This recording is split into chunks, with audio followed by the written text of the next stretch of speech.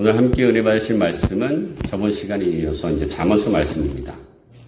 자, 잠언서 10장 2절에서 22절까지의 말씀입니다. 그럼 오늘 본문이 기네요. 잠언서 10장 2절에서 22절까지 말씀을 우리 교독할까요? 네, 교독하겠습니다. 불의의 재물은 무익하여도 공의는 죽음에서 건지느니라. 여호와께서 의인의 영혼은 줄이지 않게 하시나 악인의 소욕은 무리시입니다. 손을 게으르게 놀리는 자는 가난하게 되고 손이 부지런한 자는 부하게 되느니라. 여름에 거두는 자는 지혜로운 아들이나 추수 때에 자는 자는 부끄러움으로 그치는 아들이라. 의인의 머리에는 복이 임하나 악인의 입은 독을 머금었느니라. 의인의 경림할 때에 칭찬거리니와 악인의 이름을 슬프게 합니다. 마음이 지혜로운 자는 계명을 받거니와 입이 미련한 자는 멸망하리라. 바른 길을 행하는 자는 걸음이 편안하구나. 굽은 길로 행하는 자는 드러나다. 눈짓하는 자는 근심을 끼치고 입이 미련한 자는 멸망하느니라. 의인의 입은 생명의 샘이라도 악인의 입은 독을 먹습니다. 미움은 다툼을 일으켜도 사랑은 모든 허물을 가리느니라. 연출한 자의 입술에 지혜가 있어도 지혜 없는 자의 등을 위하는 채찍이 있는 것. 지혜로운 자는 지식을 간직하거니와 미련한 자의 입은 멸망에 가까우니라. 부자와 재물은 그의 공부한 선이요 가난한 자의 등불은 그의 멸망입니다. 의인의 수고는 생명에 이르고 악인의 소득은 죄에 이르느니라. 훈계를 지키는 자는 생명의 길을 행하여도 지혜를 버리는 자는 거룩합니다. 미움을 감추는 자는 거짓된 입술을 가진 자요 중상하는 자는 미련한 자이니라. 말만에 허물을 명하기 어려우나 그 입술을 제하는 자는 지혜가 있느니라. 의인의 혀는 수는과 같거니와 악인의 마음은 가치가 적으니라. 의인의 입술은 여사람의 교훈하나 미련한 자는 지혜로서 죽느니라. 다같이요 여호와께서 주시는 복은 사람을 부하게 하고 근심을 겸하여 주지 아니하시느니라. 아멘. 자, 저번 시간에 이어서 우리 잠언서 두 번째 말씀을 좀 보고 있습니다. 저번 시간에도 이제 잠언서에 대한 좀 전체적인 개요 한번 말씀드렸었는데, 크게 1장부터 9장까지 첫 번째 부분, 또 10장에서 31장 뒷부분까지 이제 나눌 수 있었는데, 전체적으로는 이제 잠언서 1장 7절에 여호와를 경외하는 것이 지식의 근본, 이건을 미련한 자는 지혜로운 길을 멸시하느니라. 이렇게 이제 시작을 했고, 또 31장 뒷부분도 여호와를 경외하는 그 여인에 대해서 이제 마무리를 하고 있죠. 그래서 전체적으로 이제 잠언서는 지혜를 말하고 있지만, 그러나 그 지혜의 시작과 근본은 여호와를 경외함에 있다. 여호와로부터 나온다는 것을 분명히 말씀을 하고 있습니다. 그리고 뭐 1장부터 9장에서도 저번 시간에 여호와를 경외하는 것에 대해서 우리 함께 나눴고요. 그런데 이제 저번 시간에 첫 번째 그 부분은 주로 이제 훈계적인 내용뿐만 아니라 이제 뭐 어투도 훈계적인 그런 어투였는데, 그 10장 이후부터 뒷부분까지는 오늘도 읽었다시피 이제 경구 같은 격언적인 그런 형식을 갖추고 있죠. 그런데 조금 더 특색이 있다면, 처음 앞부분은 이제 긍정적인 얘기를 하다가 뒷부분은 똑같은 그런 형식으로 이제 부정적인 그런 내용을 얘기하는 것을 알 수가 있어요. 이거를 이제 평행법이라고 하는데, 신학적인 어떤 문학적인 용어로는 이제 평행법. 근데 앞부분에 이제 긍정적인 얘기라고 뒷부분에 그 반대되는 부정적인 얘기를 하면 서로 대조가 되잖아요. 그래서 대조평행법이라는 이제 말을 쓰고, 또 앞부분과 뒷부분이 다른 얘기는 아니지만 또 비슷한 똑같은 이제 긍정적인 얘기나 부정적인 얘기를 같은 내용을 하고 뒷부분이 조금 더 강조하는 내용이면 유사한 내용이다. 그래서 이제 유사평행법 이렇게 말을 하는데, 오늘 10장 이후에는 또 평행법, 이 대조평행법이 굉장히 많이 나옵니다. 전부 다 이런 형식으로만 이루어진 건 아니지만, 우리 읽다 보면 중간중간에 많이 나온 것을 알 수 있습니다. 자, 그래서 오늘의 말씀의 형식도 주체시죠? 예, 또 의인과 또 악인에 대한 이제 대조, 또 지혜로운 자와 미련한 자에 대한 대조, 예, 계속 이제 말씀하고 있습니다. 1장에서 12장 주로 이제 의인과 악인에 대해서 많이 나왔고요. 또 13장에서 14장은 이제 지혜로운 자, 미련한 자라는 용어를 많이 사용했습니다. 물론 의인은 이제 지혜로운 자라고 이렇게 같이 이제 비유할 수 있겠죠. 그다음에 악인은 이제 미련한 자다. 네. 근데 어떻습니까? 요즘 시대에는 그 기준이 좀 애매한 것 같아요. 의인이 어떤 사람이 의인인지, 또 지혜로운 것이 정말 어떻게 보면 손해보고 남을 위해 사는 것이 지혜로운 것인지, 아니면 또 그 반대가 지혜로운 것인지. 그래서 우리는 성경이 기준이 돼야 될 줄 믿습니다. 특별히 부모가 자식을 양육할 때 무슨 뭐 손해보고 또 남에게 또 헌신하고 또 남을 위해 사는 인생은 지혜로운 것이 아니다라고 이렇게 양육할 것이 아니라, 우리가 성경의 기준을 통해서 하나님이 어떤 것이 지혜냐. 첫 번째 부분에서 지난 시간에 먼저 하나님을 경외하는 것이라고 그랬죠. 그래서 이제 두 번째 부분에서는 또 지혜의 여러 가지 다양한 그런 주제들을 얘기하고 있는데, 특별히 오늘은 재물에 대해서. 그러면 하나님께서 말씀하는 이 세상 속에 많은 지혜 중에서 재물은 하나님이 또 기뻐하시고 하나님이 뜻대로 사는 풍성한 부자는 누구인가? 어떤 것인가에 대해서 우리 함께 은혜를 좀 나눠보려고 합니다. 자, 모든 피조물의 주인은 하나님이십니다. 할렐루야. 모든 피조물을 하나님이 창조하셨기 때문에 모든 만물의 주인은 하나님이시죠. 맞습니까? 여러분 믿으십니까? 태초에 하나님께서 천지를 창조하시고 또 사람을 또 지으셔서 에덴 동산에 살게 하시면서 에덴 동산의 풍성함을 누리게 하셨어요. 그때는 아담을 통해서 사람이 일은 하긴 했습니다. 땅을 일궜다고 할 수도 있고, 또 구체적으로는 이제 그 모든 만물의 피조물들의 이름을 짓는 것을 하나님께서 아담에게 맡겨주셨죠. 그러니까 아담이 일을 안 한 것은 아닙니다. 그러나 어떤 일이 어떤 그 삶에 어떤 지치고 또 삶을 누르는 그런 억압하는 그런 일의 개념이 아니었죠.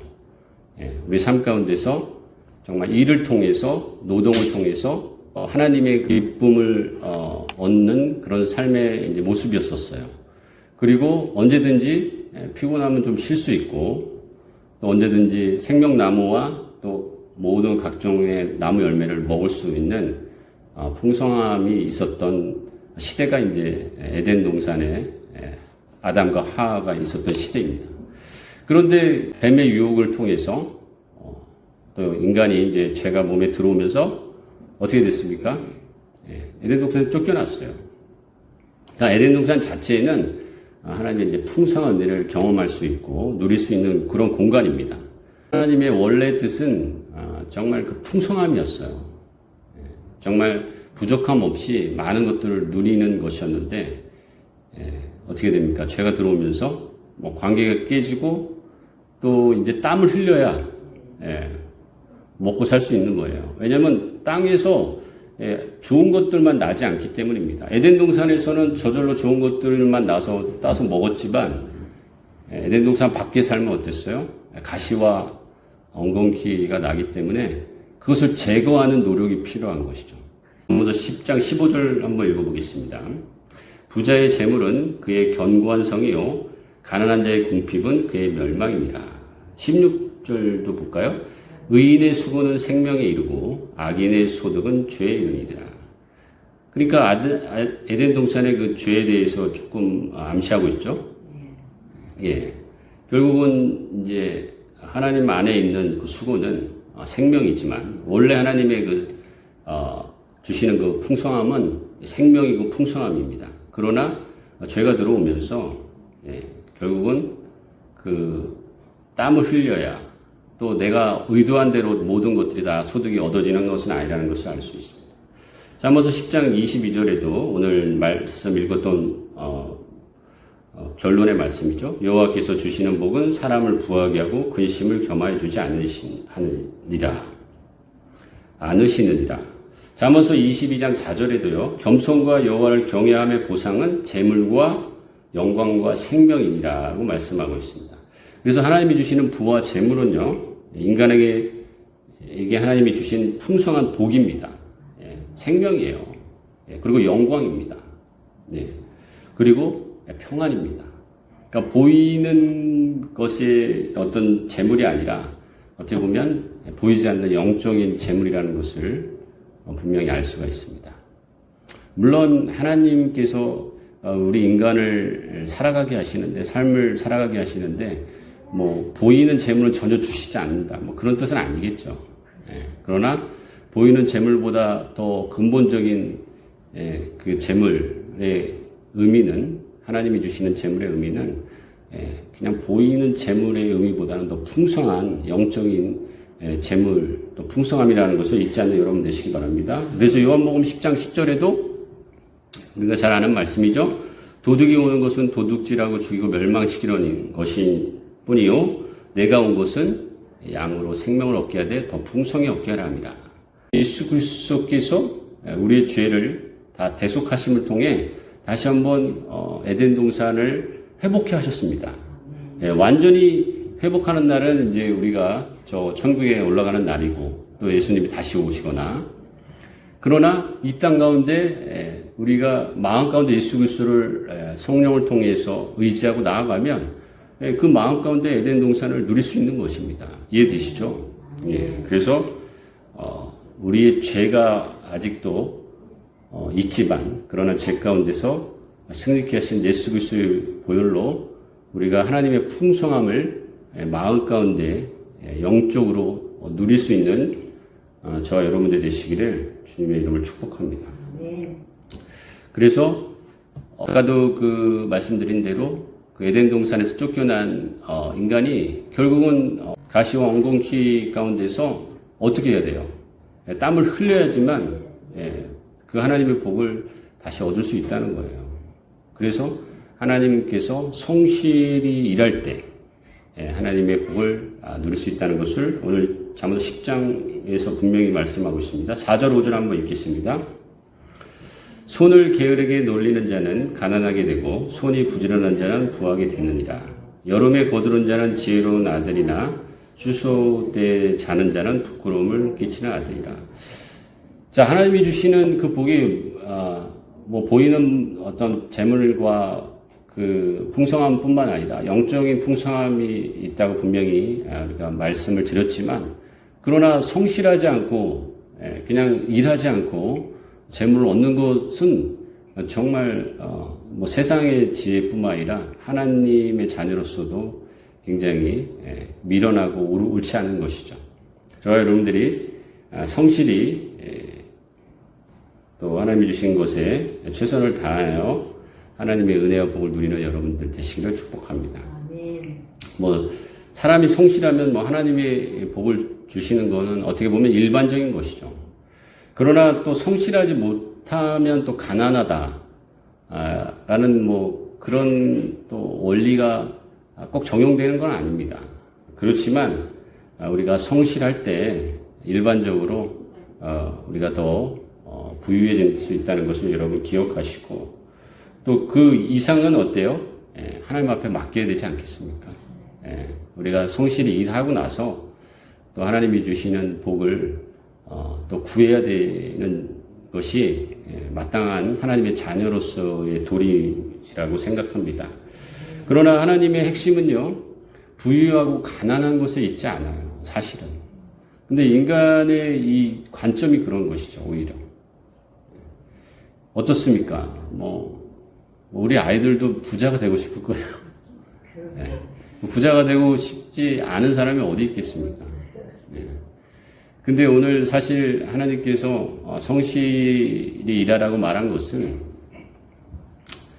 성실히 일하는 것이 중요한 것이지, 성실히 일하면 꼭 부자가 되고 성실히 일하지 않으면 부자가 되지 가난해진다는 얘기가 절대 아닌 것입니다.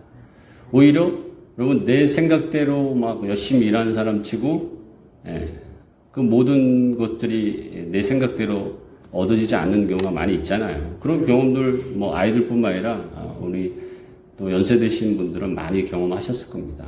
그러니까 그야말로 하나님이 영적인 복을 주시는 분이 하나님이라는 것을 우리가 깨닫게 되는 것이죠.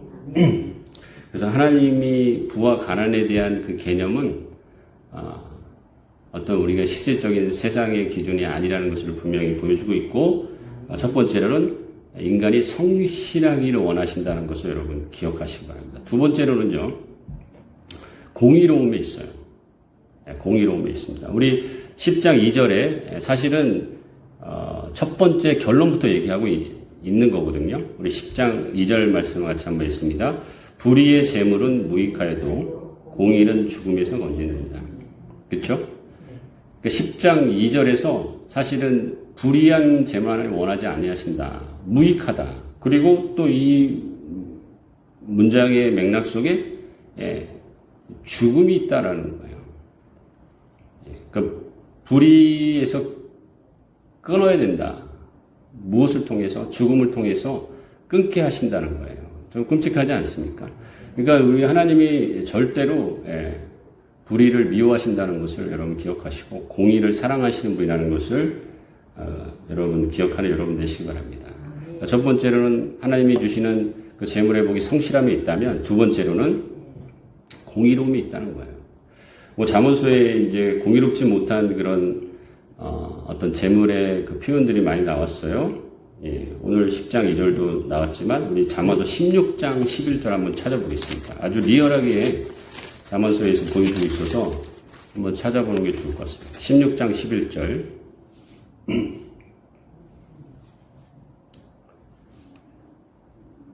같이 한번 읽습니다. 공평한 저울과 접시 저울은 여호와의 것이요 주머니 속의 저울주도 다 그가 지으신 것입니다. 그렇죠? 세상의 어떤 속임은 특별히 많은 이제 비유들이 있지만 뭐 성경이나 세상적인 비유나 비슷한 것 같아요. 뭐 속인다는 것은 어떤 저울을 속이는 그런 비유를 많이 하잖아요. 근데 오늘 성경 16장 11절에 공평한 저울과 접시 저울이 누구의 것이라고요?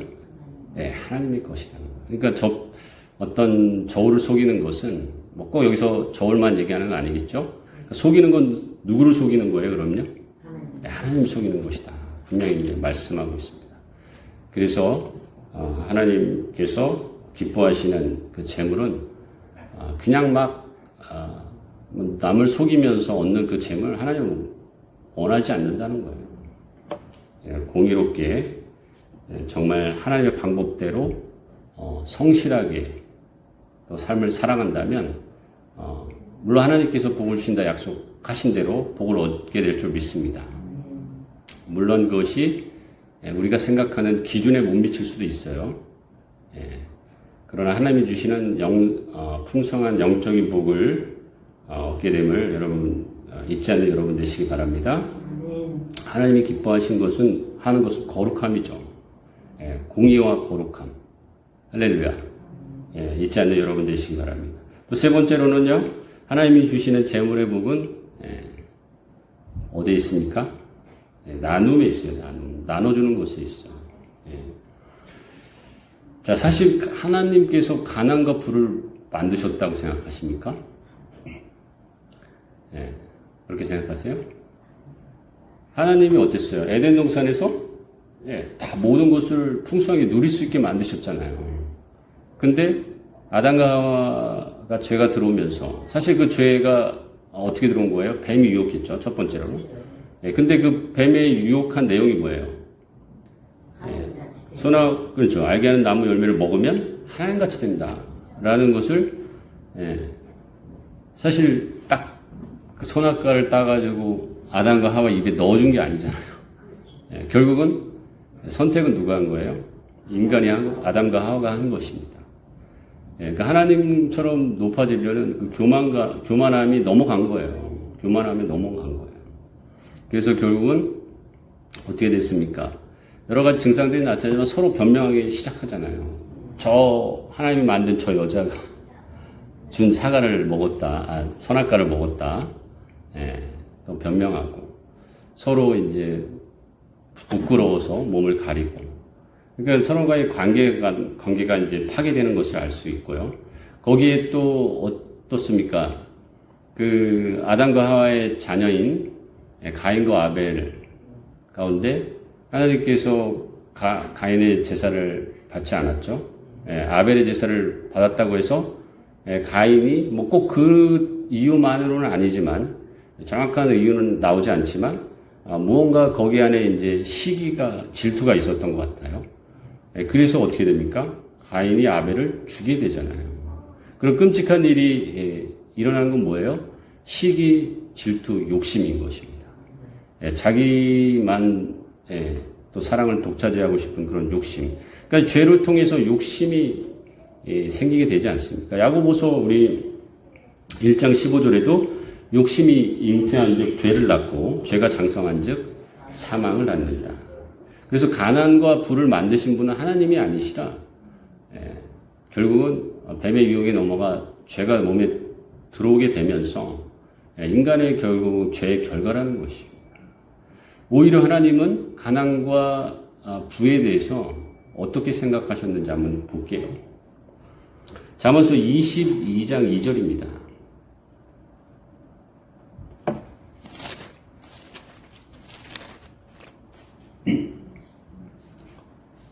자, 잠언서 22장 2절 같이 한번 읽습니다. 가난한 자와 부한 자가 함께 살거니와 그 모두를 지으신 이는 여호와시니라. 하나님의 뜻이 뭐 가난과 부를 만들어서 또 가난한 자를 뭐 더 사랑했는지 또 부한 자를 더 사랑했는지 모르겠지만 그렇게 하신 걸까요? 그런 거 아니라는 거예요. 오히려 인간의 죄로 생긴 가난과 부를 하나님께서 어떻게 했어요? 가난한 자든 부한 자든 함께 살게 하셨어. 그리고 다 내가 하나님 입장에서 내가 다 만든 지은 자라라고 생각을 하셨다는 것입니다. 결국은 어때요? 누구와 비교할 수 있어요? 우리 자녀들이 부모 입장에서 자녀들이 잘난 자녀도 있고 조금 좀 떨어진 자녀도 있잖아요. 누가 좀 잘나고 누가 좀 덜 떨어진 자녀인지 서로 그러지 마시고 서로 이렇게 더 잘났다고 이렇게 해줘야죠. 둘 다 아빠가 보기엔 덜 떨어진 거가 아니라 뭐 세상 사람들은 그럴지 몰라도 부모 입장에서는 어때요? 아주 귀한 존재라는 거죠. 그죠? 오히려 아픈 손가락 권사님 말씀하신 대로 더 마음이 가는 것이 부모의 마음이에요. 그러니까 서로 이제 죄로 인해서 욕심도 생기고 막 자녀들이 싸우고 그렇지만 그런 부모 입장에서는 가난한 자 부함이 있지 않아요. 다 내 자녀고 내가 내 몸으로 낳은 자녀라는 것을 분명히 보여주고 있습니다. 여러분 그것을 잊지 않는 여러분 되시기 바랍니다. 그래서 왜 함께 살게 하셨어요? 뭔가 정말 눈치가 채지지 않습니까? 그죠? 왜 함께 있게 하셨어요? 그러니까 죄로 인해서 결국은 그렇게 됐지만 하나님은 항상 그 죄를 미워하시되 죄인은 불쌍히 여기시는 하나님이십니다. 죄 많은 곳에 은혜를 끼치시는 하나님이시죠. 로마서의 말씀처럼. 그래서 결국은 가난한 자, 부한 자를 죄의 결과로 인해서 나타났지만 하나님 함께 그들 살게 하심을 통해서 왜 그러셨을까요? 서로 채워주라고.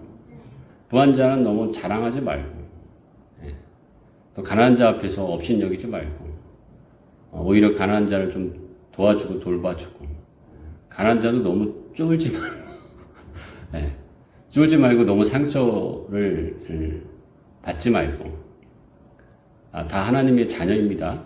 할렐루야. 하나님께서 잠언서에도 그렇게 얘기하고 있어요. 잠언서 우리 한번 찾아볼게요. 17장 5절입니다. 잠언서 17장 5절.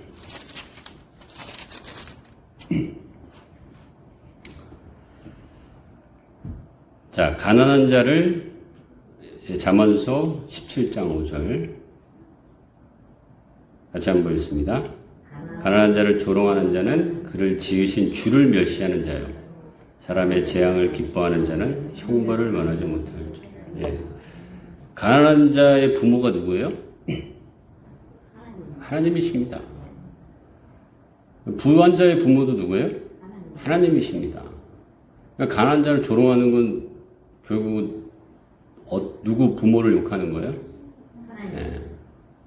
하나님 욕하는 거예요. 그렇기 때문에 하나님께서 가난과 부에 관심이 뭐 없는 건지 아시겠죠? 그럼 우리 이제 더 이상 이 세상의 죄로 인해서 자꾸 가난과 부를 나누고 내가 더 부해지려고 하는 그런 마음, 욕심, 그런 것을 조금씩 내려놓으시기 바랍니다. 그냥 가난과 부, 그러니까 우리가 재물이 필요 없는 건 아니에요. 우리 그리스도인이라고 해서 무조건 다 그냥 뭐 다 나눠주고 또 우리는 재물 없이 살 수 있는 건 아닙니다.